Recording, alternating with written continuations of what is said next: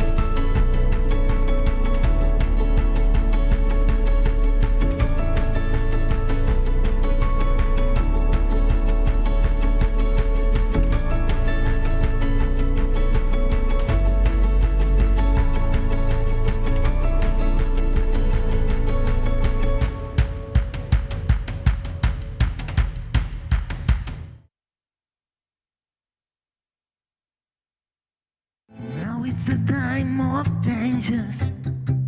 Now is the time to move on. This is the time for solutions. Feel the motion. Be new is born. Me and me, none of you. Now I'm connected to you. Me and me, none of you. Me new will do it for you. This is the time for solutions. Be new is for you.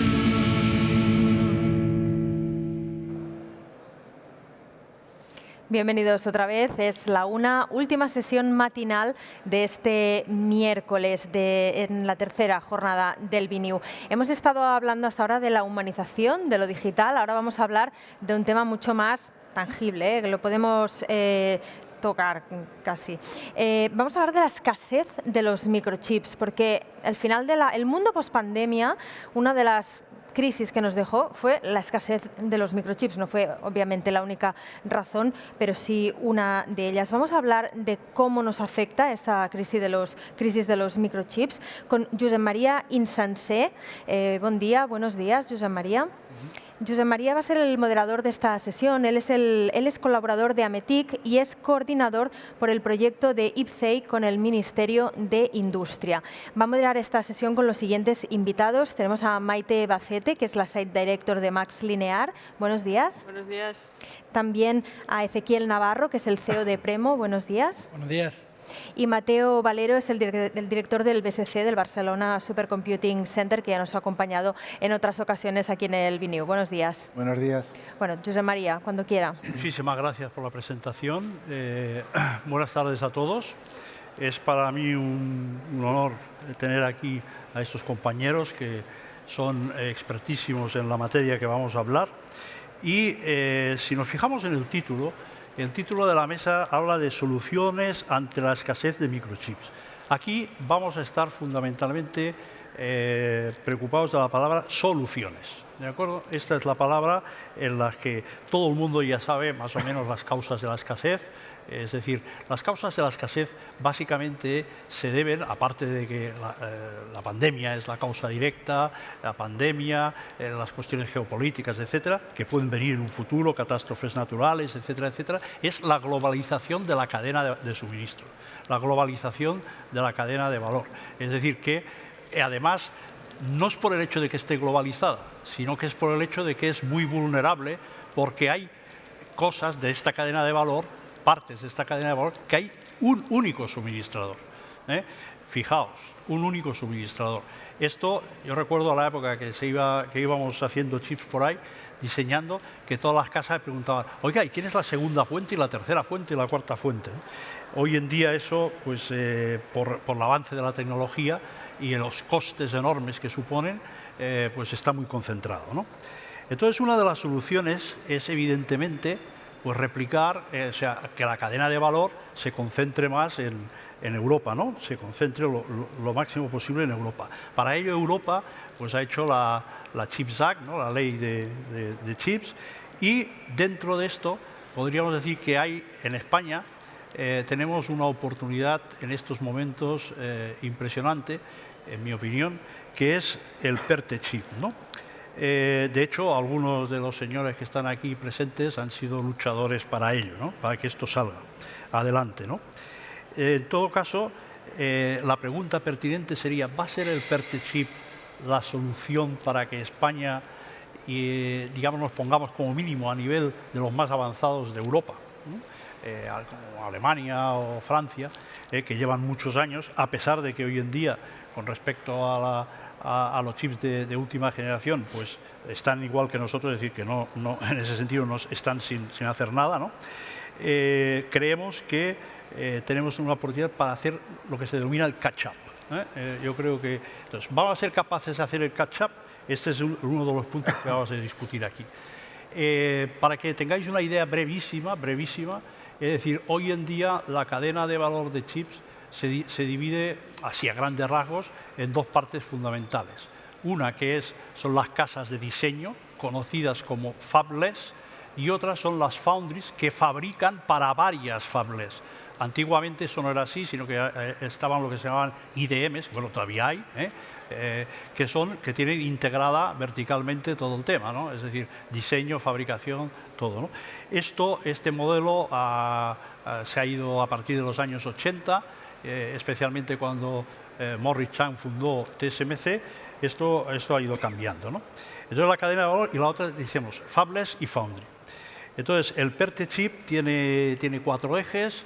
Yo no sé, no me voy a entretener aquí ahora a explicarlo, sino que vamos a ir directamente a las preguntas y que hablen los ponentes, que son los expertos, ¿no? Entonces, la primera pregunta era, para cada uno, la misma, y que cada uno dé su opinión. ¿Qué creéis que podemos esperar del PERTE chip? ¿Podemos realmente hacer un catch-up? Maite.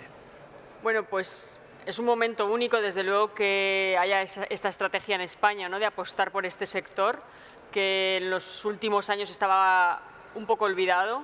En los 90 pues había más apuesta por el sector de la microelectrónica y desgraciadamente esa apuesta ha ido perdiéndose y con ello pues algunas de las empresas que estaban dedicadas a ello, ¿no? Entonces sí que creo que es un momento único.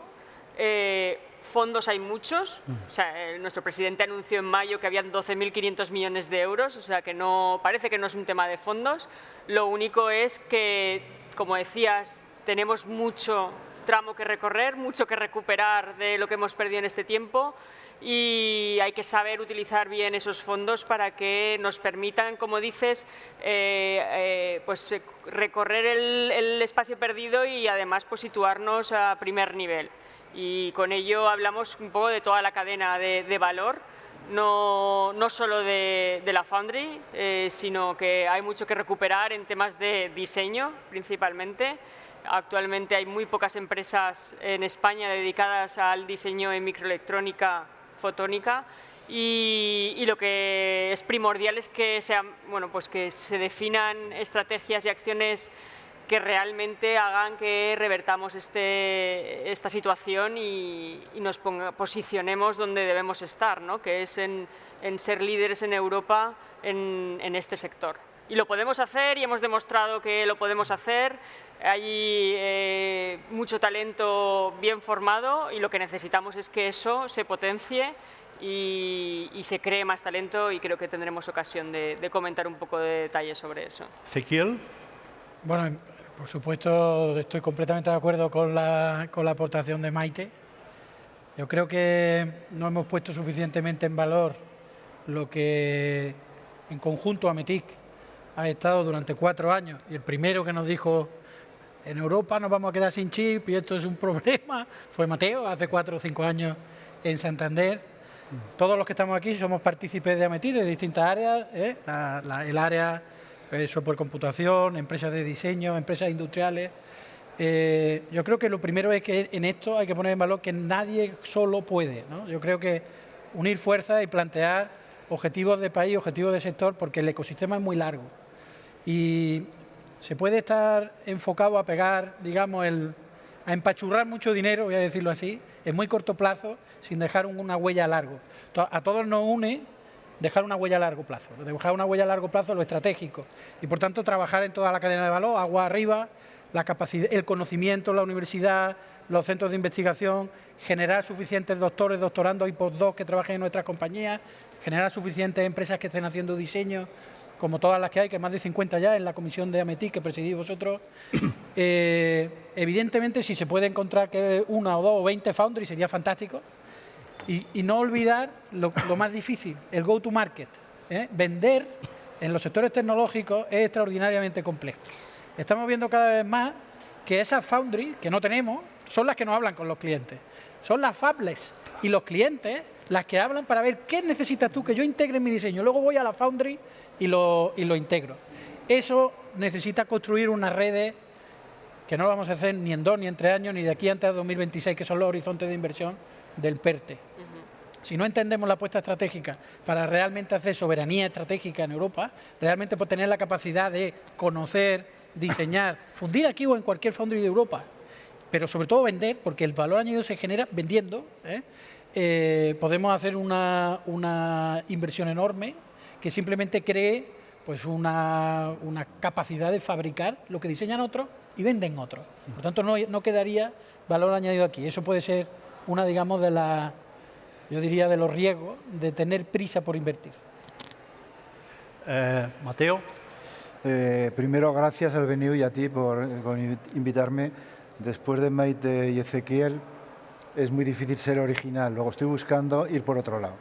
Yo diría que este año no se celebra una cosa que se tendría que celebrar, que es el 75 aniversario de la invención del transistor, porque es el dispositivo que más ha cambiado en nuestras vidas. Los físicos han sido capaces de disminuir su tamaño tanto que ahora estamos trabajando, como sabéis, 5 nanos, 3 nanos. Entonces, ¿qué ha pasado?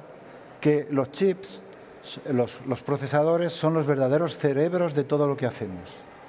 Y el diseño de estos chips es estratégico. ¿Y qué pasa? Que los muy avanzados solamente los pueden hacer en Taiwán y en Corea del Sur.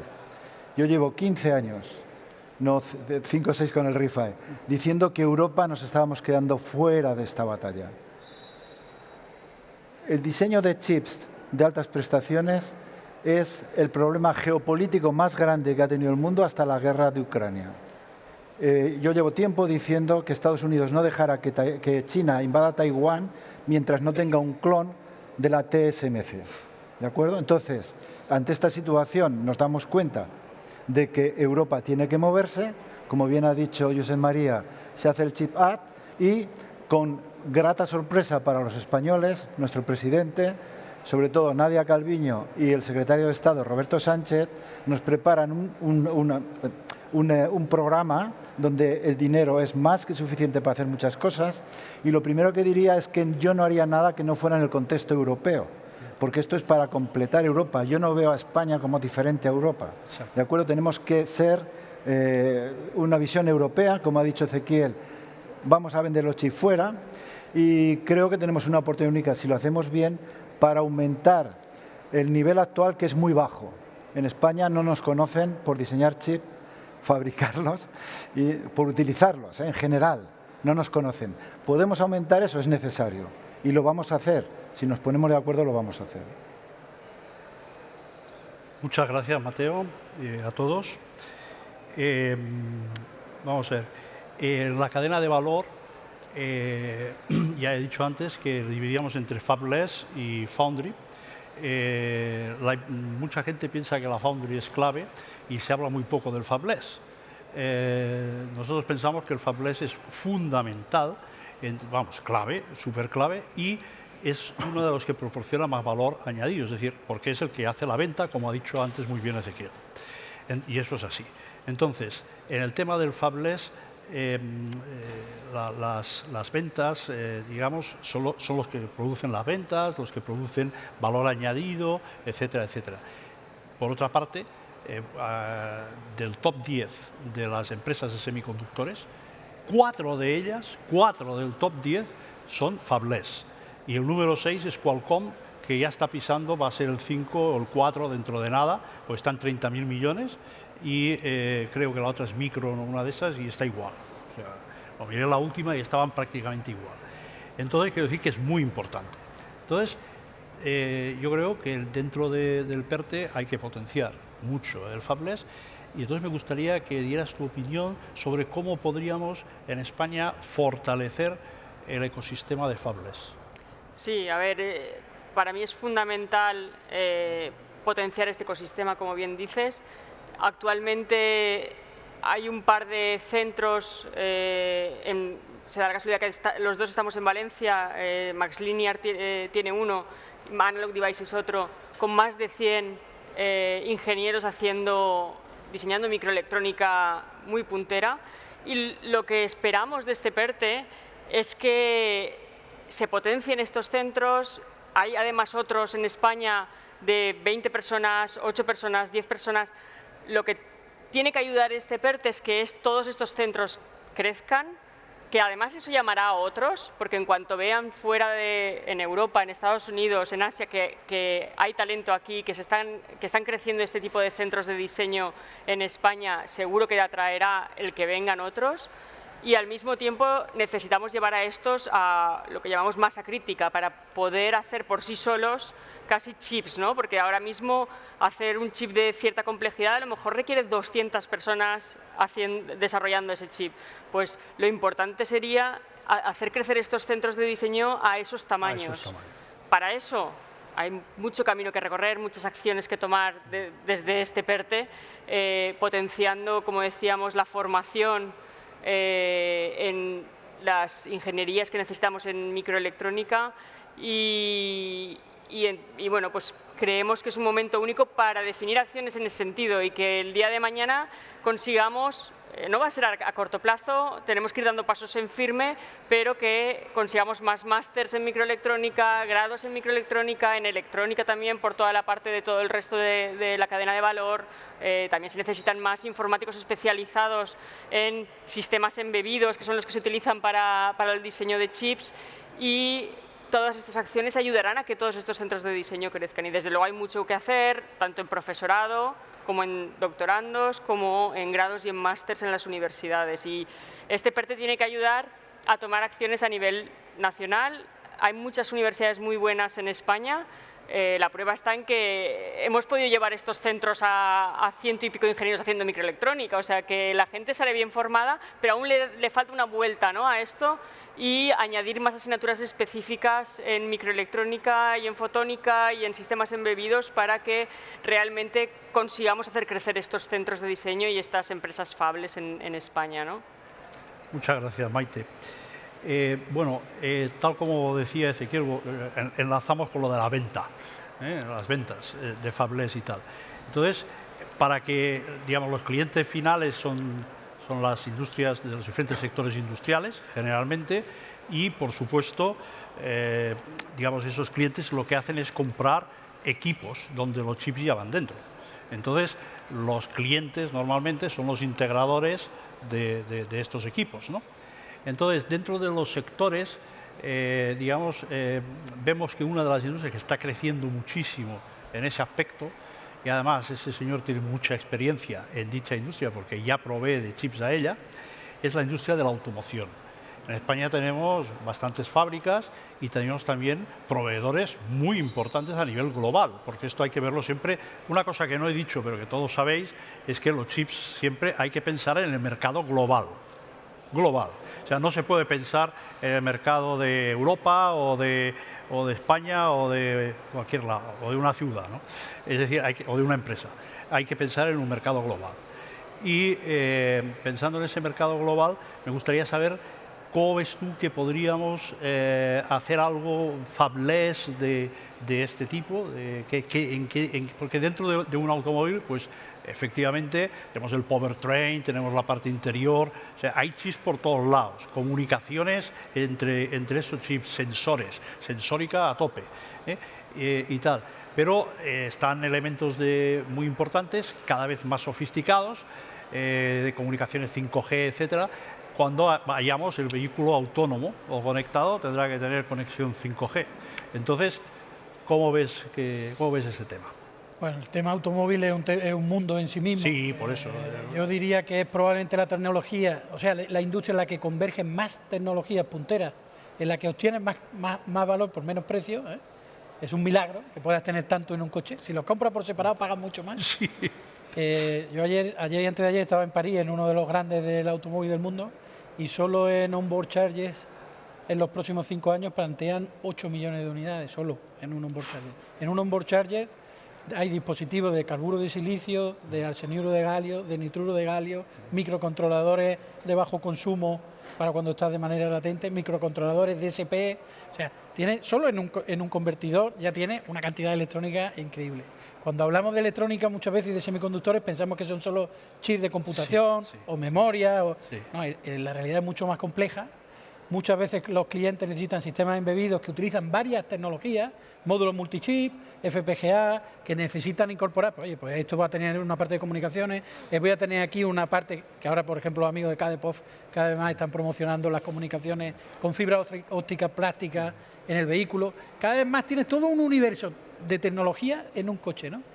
Y por tanto, cualquier cosa que hagamos tiene que pensarse desde el punto de vista de qué vamos a aportar nosotros de especialización en un universo tan complejo, ¿no? La automoción, nosotros vamos a ver probablemente una reducción continua de producción de vehículos.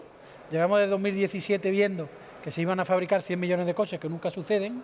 Se están ahí más o menos en 80, 70 y tantos. Unas veces por el diésel, otras veces por el COVID, otras veces porque no hay chip, que sí que hay.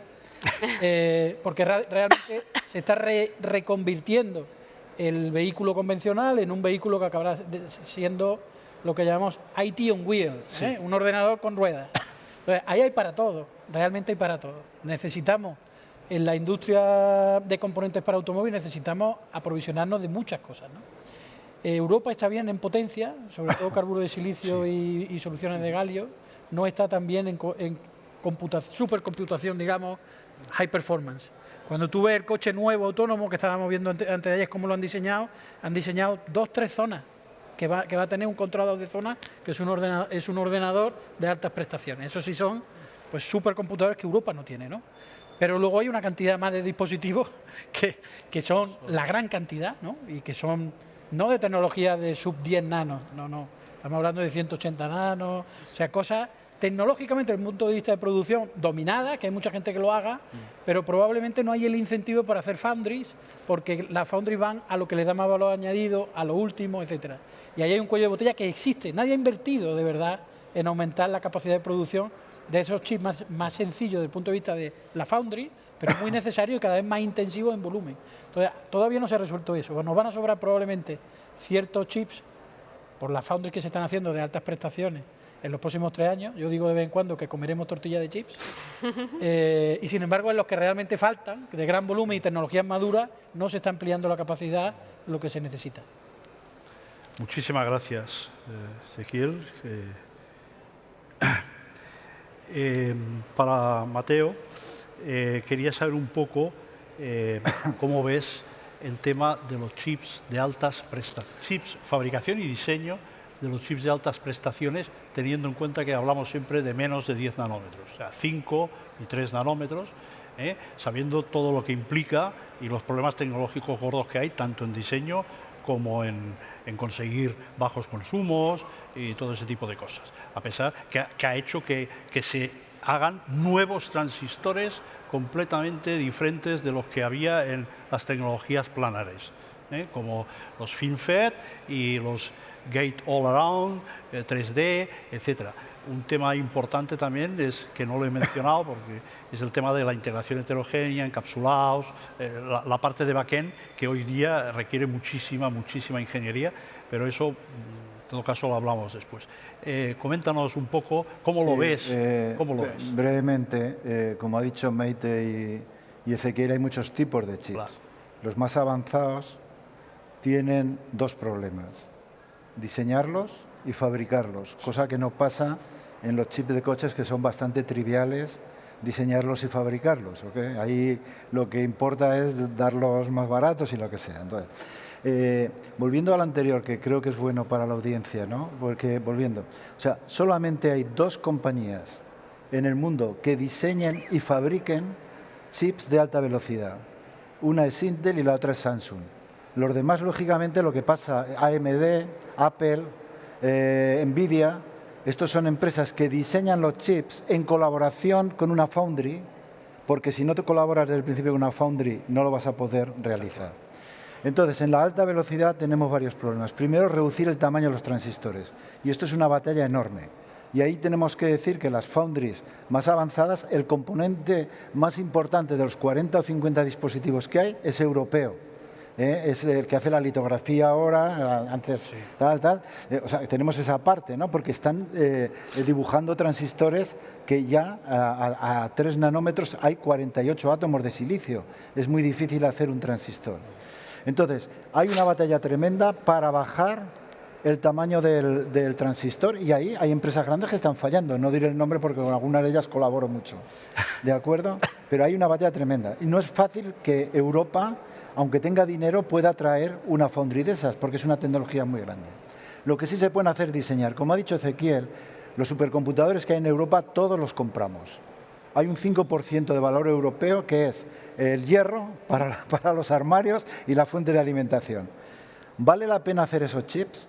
¿Vale la pena hacer esos chips, que serán los que realmente preocuparán a personas como Ezequiel, en que tendrá que rascarse la cabeza y tratar con chips que no tienen nada que ver con los actuales, que serán verdaderos supercomputadores para los coches autónomos? La posición del BSC es que sí, y por eso ya hemos diseñado varios chips de estos, con equipos de más de 100 personas, más 100 de software, porque hay que hacer el hardware y el software, y creemos que ahí Europa tiene algo que decir. Ahí estamos muy ilusionados de que dentro del PERTE, dentro del gobierno, hay un apoyo tremendo, pero hay un apoyo tremendo por primera vez de Europa, de que el BSC lidere, estamos desde hace 4 años liderando el diseño y la fabricación de los que hemos hecho ha sido con TSMC, de chips de muy altas velocidades. Yo soy optimista. Bueno, siempre soy optimista para todo, pero para esto también. Vale. Bueno, pero lo que acabas de decir, que es muy importante, requiere unos conocimientos muy específicos y requiere pues una formación muy seria, ¿no? Tanto porque es lo que acabas de decir, no vale únicamente con conocerse las librerías, ese diseño de antes de decir, cojo las librerías y ya está, eso no vale. Hay que conocer el comportamiento, la tecnología, la física. Y los planos, la arquitectura. Sí, ¿Qué componentes pones para hacerlo rápido? Te basarás en librería, luego pero es muy difícil. O sea, tú tienes que hacerlo. Para mí diseñar es hacer los planos, pero luego si el edificio tiene 200 plantas, viene lo que decía Maite, de que mucha gente para hacer RTL, verificación, todo esto, ¿no? Y verificar hacer los todo planos, eso y que todo no funcione. sabemos hacer planos en Europa y menos fabricar estos monstruos. El chip es el componente más complejo que fabrica la humanidad hoy en día. Sí. 100.000 millones de transistores en 8 centímetros cuadrados. 100.000 millones, sí. 100.000 millones de transistores. Teniendo en cuenta que hace 75 años que nació el transistor. Es decir, que en 75 años hemos pasado... Bueno, y me parece que hace 60 del primer circuito integrado de Kilby. Sí. Y cuando tú estudiabas Teleco y yo soy un poco más viejo que tú, salió el primer microprocesador en el año 71 que tenía 2.300 transistores. Sí, 2.300. En 50 años hemos pasado de 2.300 a 100.000 millones. Exacto. Pero trabajando a 2 gigahercios, 2.000 millones de veces por segundo. Yo que me dedico a esto no me creo que esto funcione. Porque luego juntamos millones de estos para hacer un supercomputador. Claro. Exacto. Bueno, pues con todos los problemas que supone temas térmicos, etcétera, que son de calibre impresionante, ¿no? Entonces, como nos hace falta talento y la experiencia que tenemos es que los ingenieros de este país suelen ser muy buenos, bien formados y que funcionan, ¿cómo veis, la necesidad y cómo lo enfocaríais de un plan de formación y de puesta al día. De puesta al día de gente que ya está trabajando, las dos cosas. Formación de nuevos y update de esta gente. Yo, si queréis, por empezar un poco el debate, creo que es fundamental que aunemos fuerzas a nivel nacional en este sentido, y AMETIC en eso está impulsando el que dentro de lo que es el grupo de microelectrónica participemos todos a definir y a proponer qué acciones se deben tomar dentro de este campo.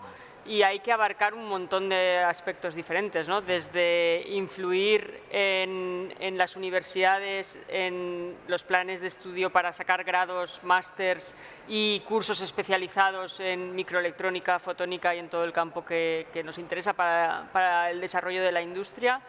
Y por otro lado, desde luego, el generar o reciclar el profesorado actual, porque ellos mismos dicen, es que yo estoy enseñando cosas que enseñaba igual hace 30 años, entonces no tiene ningún sentido. Entonces, tenemos que aprovechar este momento para que el profesorado también se recicle, se forme, aprovechar el know-how que tienen las empresas para que también seamos motores de esa formación y ese reciclaje de los profesores, atraer talento de fuera de España, ya sea gente que ha salido de aquí, que está especializada en el campo de la microelectrónica, o traer directamente especialistas de fuera para que ayuden a que ese pool de formación aumente y que los conocimientos mejoren en el campo, ¿no? Y que al final, si es que nos estamos encontrando con ese problema ya, o sea, estamos pocas empresas ubicadas en España en diseño de microelectrónica y todas estamos teniendo dificultades para crecer. Es que ese problema ya existe desde hace un tiempo, entonces llegamos tarde, pero creo que es el momento para aunar fuerzas y trabajar juntos para que salga gente formada. Y si seguimos creciendo en los parámetros que estamos viendo, oye, que hace falta que salga gente formada en Valencia, en Barcelona, en Málaga, en Madrid, en Galicia. O sea, es muy necesario que en esto no juguemos a hacernos la competencia, sino a aunar esfuerzos y definir estrategias comunes para conseguir que salgan de todas las comunidades. Que es que hay mercado para ello. No se están desarrollando más productos en el mundo porque no hay bastantes ingenieros para hacerlos.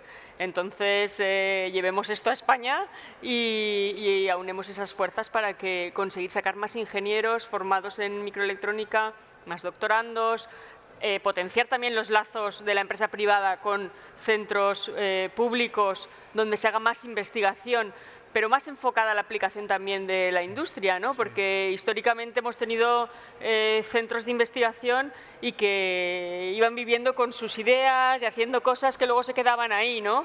Pues no, es el momento de que lo que se saque de esos centros sea aprovechable en el mercado y que haya un impulso por parte de las empresas para que lo que desarrollen luego tenga una aplicación y una venta, como decíamos, ¿no? Entonces está todo muy relacionado y creo que es el momento para actuar en ese sentido de forma conjunta y conseguir sacar medidas que perduren en el tiempo y que consigamos que en los años cada vez haya más ingenieros formados en microelectrónica y hagamos crecer esta industria, porque si no actuamos ahí, que es la primera base, no vamos a hacer crecer nada de la industria ni del tejido, ¿no? Es que comentaban profesores y gente de la universidad que aunque ofrezcan cosas, la gente no se apunta a eso, porque piensan, si en España no hay nada, ¿para qué voy a estar?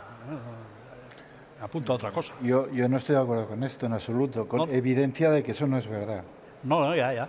Pero no. Quizá en tus sitios sí, pero hay otros... Bueno, no, en mi sitio es que... Bueno, perdona, sí. Que luego no me deja hablar...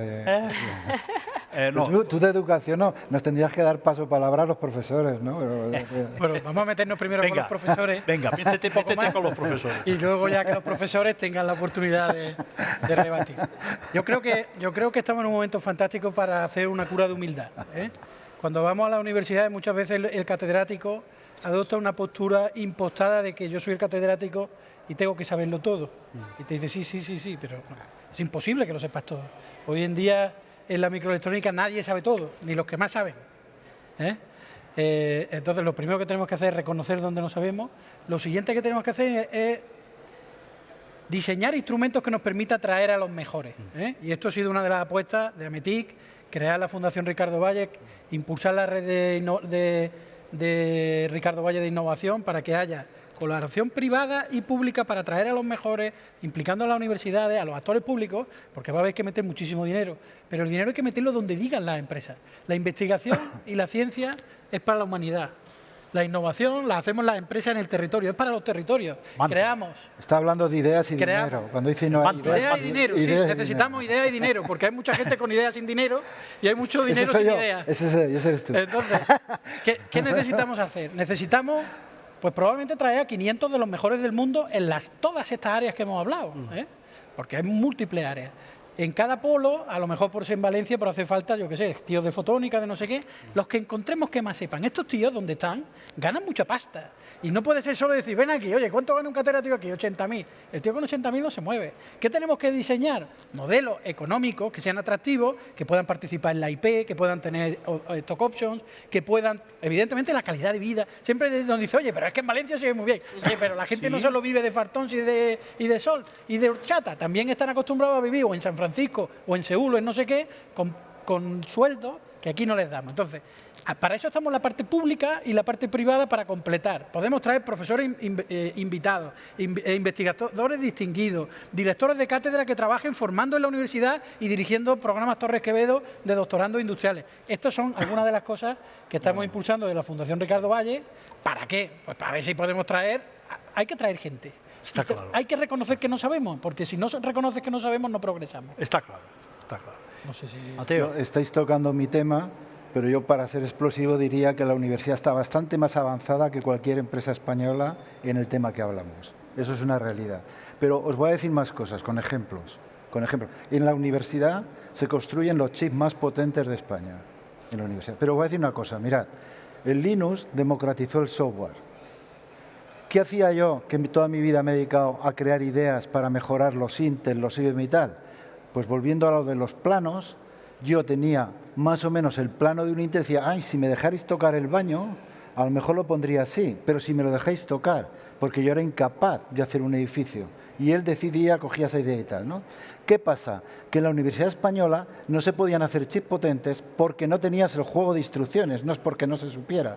¿Qué ha pasado ahora? Que ha venido el RISC-V que democratiza el hardware. Y eso ha abierto un campo tremendo para la universidad. ¿Qué ha hecho la universidad? Sin esperar a Ricardo Valle, que por cierto fue profesor mío y una persona a la que quiero mucho, fue el director cuando yo vine de Madrid aquí, una persona encantadora que murió y tal, y tú lo conoces también. Profesor mío de ¿Qué hemos hecho? Pues fijaros, hace 4 años ya creamos una red RISC-V, donde 15 universidades compartían diseños, compartían información, software y hardware, porque estamos hablando de hardware y el hardware sin software no es nada.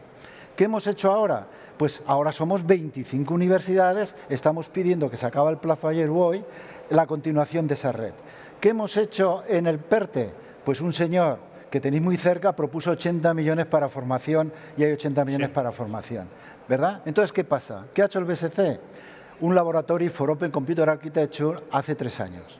Y todas las ideas que dices tú de traer gente que sepa, las traemos, gente que ha diseñado chips para que enseñen a nuestra gente, a nuestros alumnos. Pero fijaros, y pondré un ejemplo. Cuando empezamos hace 4 años a hacer el primer chip potente, cambió la enseñanza de la Politécnica. Porque por primera vez los informáticos pasaron lo que decís vosotros, de estar en la pizarra, es que como ese chip no funcione, como no hagamos el RTL bien, como no hagas la verificación y tal, y están enamoradísimos. Hay una movida tremenda, hay máster, o sea, que todos... Ahora, ¿eso hay que pasarlo a la empresa? Claro que sí. Estamos haciendo ese spin-off, que no tienen por qué ser solo las empresas que hay ahora. O sea, el potencial de la universidad es muy potente, perdona, y se están creando empresas y se crearán más. El problema es que, como digo yo, en la universidad no tenemos que hacer ciencia excelente, tiene que ser relevante, tiene que ser que vaya a las empresas y cada cosa que hagamos para combinar, para coordinar empresas y tal sería bueno. Por eso en este PERTE lo podemos hacer, porque tenéis todas las universidades españolas organizadas, los arquitectos de computadores y los tecnólogos, puede haber un proyecto final de carrera que se haga entre una chica de Málaga y un chico de Madrid, porque el RISC-V permite eso. Nunca se ha permitido eso. Pueden hacer un compilador tal y tal y tal. Estamos ante un campo único para la Universidad Española y vamos a crear muchos puestos de trabajo en la Universidad Española. No penséis que no hacemos nada práctico, estáis muy equivocados. Hacemos cosas muy prácticas y relevantes. Por alusiones. Ese me gustaba. Nosotros somos amigos, ¿eh? Esto es la dialéctica. Bueno, hemos comido muchas veces, hemos tomado un tequila juntos. Pero... Bueno, y yo he tenido experiencia de colaboración con la universidad y ha sido fantástica. O sea, pues claro, tenemos 200 personas diseñando chip, hardware, software a nivel europeo. Porque hay que saber a quién vas. A que se reconozca eso. Bueno, para finalizar, porque veo que ya está casi a punto. Hay una cosa. Sí. En el PERTE hay una cosa que es importante. No tenemos que olvidar la vertiente europea. Claro, que el IP que se produzca sea europeo. Y esa es una condición que pongo yo. Sí. Exactamente. Que yo, que tengo un convenio de 400 millones con Intel, 40 por año, la condición que se le puso es que todo lo que hagamos, el IP, que el 51% europeo, si quieren el 49%, pues como pasa en China. Eso es fundamental, porque tanto el PERTE como el Chip Act es para crear tecnología europea, que es lo que ha originado que se dediquen esta cantidad de dinero. No olvidemos. El dinero es de aquí, o sea, de la gente. O sea, lo tenemos que tener en mente dinero porque público. si no vamos. No hay que perder de vista que es dinero público. Vamos a ver, antes de terminar me gustaría que nos hablaras un poco de lo que estás presidiendo en Valencia, del Silicon Cluster de Valencia. O sea, qué objetivos tiene y cómo lo ves tú misma. Bueno, pues para aquellos que no lo saben, en Valencia hemos creado el Valencia Silicon Cluster porque se daba una particularidad muy grande, que era que estaban concentradas en Valencia 4 empresas de microelectrónica y 3 de fotónica con reconocimiento a nivel mundial, ¿no? Entonces dijimos, esto es algo único que ni siquiera nos dimos cuenta que ni siquiera las autoridades lo sabían. Nuestras primeras reuniones con la gente de industria y de economía de la Generalitat decían, ostras, es que nosotros desconocíamos esto, ¿no? Entonces, en ese sentido, a veces, este sector somos un poco de, nos vendemos mal, ¿no? Vamos a la nuestra, vamos desarrollando proyectos muy punteros y nadie nos conoce, no saben que estamos haciendo esto, con lo cual nos unimos, por un lado, para dar a conocer el ecosistema importante que había en Valencia y, por otro, aunar fuerzas. Casi todas las empresas que estamos aquí, también estamos en Ametic, pero a nivel también de Valencia, darnos a conocer y aunar fuerzas a nivel local para que pues, nos apoyen también desde la Generalitat, a trabajar mucho con la UPV, con la Universidad de Valencia, que desde el minuto cero han expresado su apoyo a bueno, pues las iniciativas relativas a todo el tema del sector de microelectrónica y a generar talento. Ahora falta aquello, llevarlo a acciones concretas y importantes para conseguir lo que queremos, que al final en esto sí que estamos las 7 muy de acuerdo, y es todo el tema de generar talento. Al final las 7 somos empresas, pues como os decía, haciendo proyectos súper punteros. Nosotros, por ejemplo, MaxLinear, pues lo que decíamos, ¿no? Ostras, que somos que sepamos el único grupo en España que ha hecho un chip de 5, ha participado en hacer un chip de 5 nanómetros, ¿no? Eso es bastante único a nivel de España y lo que buscamos es eso, potenciar lo que existe, hacer acciones comunes para generar más talento y que el ecosistema crezca. Muy bien, muchas gracias, Maite. Me gustaría que explicaras un poco qué es el Instituto Ricardo Valle de Innovación. Bueno, yo voy a explicar qué es un instituto de innovación y qué es un centro tecnológico. Centro tecnológico hemos comentado un poquito antes, ¿no? Nacieron para hacer un poco como hace el Fraunhofer, ¿no? La parte de investigación y ciencia la hacía el Max Planck, digamos el CSIC. Los centros tecnológicos tenían que coger conocimiento, conectarlo con las necesidades de las empresas y hacer tecnología, cosas que realmente se puedan comercializar. Pero ha fallado mucho en España ese concepto. Los centros tecnológicos pueden vivir sin las empresas, lo hemos hablado varias veces, eso no es bueno. Y las empresas pueden vivir sin los centros tecnológicos, eso tampoco es bueno. Es que hemos intentado crear lo que llamamos un instituto de innovación, que es coger a las empresas a que se alineen en qué proyectos quieren trabajar de manera colaborativa en la innovación, poniendo sus recursos privados, coger a la parte pública, tanto universidades como instituciones públicas, a la patronal, para apoyar, digamos, de una manera transversal, que no sean proyectos, digamos, de uno, sino de muchos, en ciertos vectores. Uno de ellos, evidentemente, es la microelectrónica, uno de los más importantes, e intentar montar una red en toda España en la que se puedan, por supuesto, sumar los centros tecnológicos, las universidades. Es una red abierta, en la que no compite con nadie, que lo que hace es decir, oye, ¿tú sabes esto? Pues yo no invento la rueda. Yo cojo esto que tú sabes, porque yo tengo este cliente y lo conectamos. Y si hay 8 que quieren hacer lo mismo, lo hacen. Y si alguien quiere hacérselo solo, que se lo haga. Y si 2 quieren trabajar juntos porque se han conocido aquí, que trabajen. Pero la idea es, vamos a poner a las empresas y a todo lo que hay en conexión, pero tirado por lo público, por lo privado. ¿Por qué? Por la velocidad. Porque innovar va de llegar los primeros. Y lo público no es rápido. Vamos a dejarlo en esto. Tendríamos que ir acabando. Sí, la última pregunta. Muy cortita, por favor. Una cosa, te olvidas de que hay otras variantes, que son los centros de investigación, donde se hace ciencia excelente y relevante, donde se hace Max Planck y Fraunhofer. Y aquí tienes uno muy cerquita, que es el IFO, número 1 mundial, y al lado tienes, que has visitado, el BSC, que es líder a nivel mundial. Donde la gente hace investigación, genera spin-off que producen riqueza y que sin la colaboración con la empresa no existiríamos.